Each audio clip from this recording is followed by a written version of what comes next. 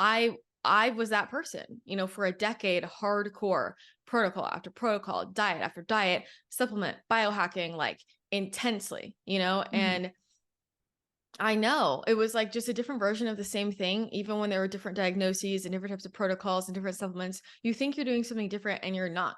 Mhm. And I felt like I was in this false trail, like this false trail of hope almost, where, I would do a protocol and then maybe something would get a little bit better, but then I would get worse in another area or still be the Mhm. same. So then we do more tests and then we would find something new. So then it's, oh, okay, now we're going to do this protocol. So then I would do that protocol. And then similar thing would happen. Oh, more tests. Oh, now we're finding that you have this mutation. So we have to address this. Oh, and then same, it was like this constant, we just keep finding things new. And I'm like, so am I just really that fucked up? Like, Mhm. there's no way, and after a long time you get tired of it.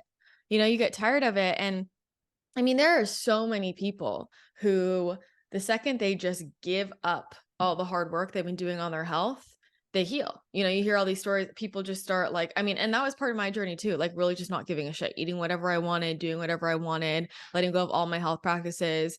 And that was for sure a part of my journey. And then I ended up coming back to the things I liked because I actually liked them instead of I Mhm. feel like I have to do this and it's another full-time job. But I think that, the supplements, the protocols, the diets are an easy way for us to hide. We Mhm. hide behind it. We stay busy behind it. It's kind of like what people do in their businesses, right? Where they do a lot of things to stay busy, but they're not being productive.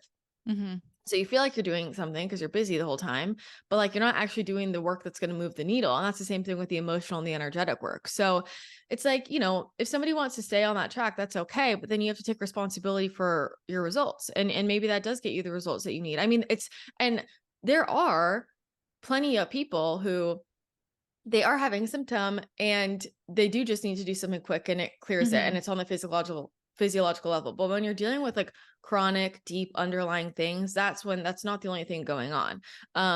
So it's not like, I mean, there are plenty of people.